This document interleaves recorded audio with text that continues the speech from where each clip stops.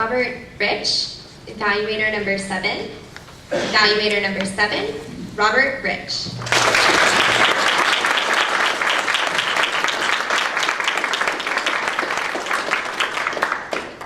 Madam Contest Master, fellow Toastmasters, Jim, you are going to have to try harder to get out of being a model speaker, because you really do it quite well.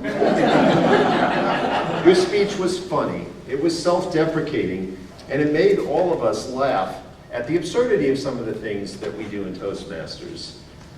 Great job. You had two main parts that you used to amuse us, to inspire us, and to educate us. The first was a series of anecdotes about how to get out of being a model speaker. And the second was a really good set of tips that will help you to be an effective model speaker. Now, I thought that was excellent, and there was a lot of value in here, both from the humor perspective and from the educational perspective. We learned a lot about what to do and what not to do through your use of parody and your use of really great humor. Now, your speaking delivery was excellent. You have great gestures, you have great vocal variety, fantastic use of the stage, and really, you could be a comedian, a stand-up comedian. There's no question about that. One suggestion I might make to perhaps bump it up a notch, I felt like the introduction was perhaps able to be improved. That I can imagine a really punchy introduction that can help lead into your speech. Something like, "Eek! You want me to be a model speaker?" And then you're off and running right away.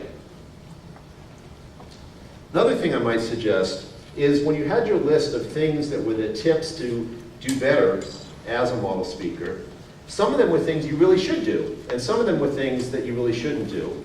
And I think that mixing those two kinds of things might have detracted a bit from the impact. If you had a list of all these things, either don't do any of this, but I'm going to use parody to really create a contrast and make everybody roll on the floor laughing, but at the same time say, yeah, I really shouldn't be doing that in my speaking. Or you could do the contrary and take these things that we really should be doing as speakers and just bump them up to the point where it's absurd.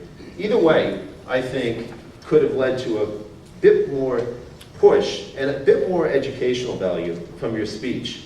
But I do believe you did a great job amusing us. It was quite funny. You did a great job in teaching us about some of the things to do and really reinforcing why we should do certain things and why we shouldn't.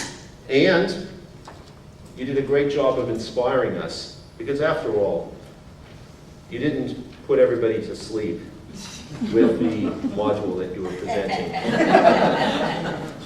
So great job, and I wish you the best of luck for your next week. Thanks.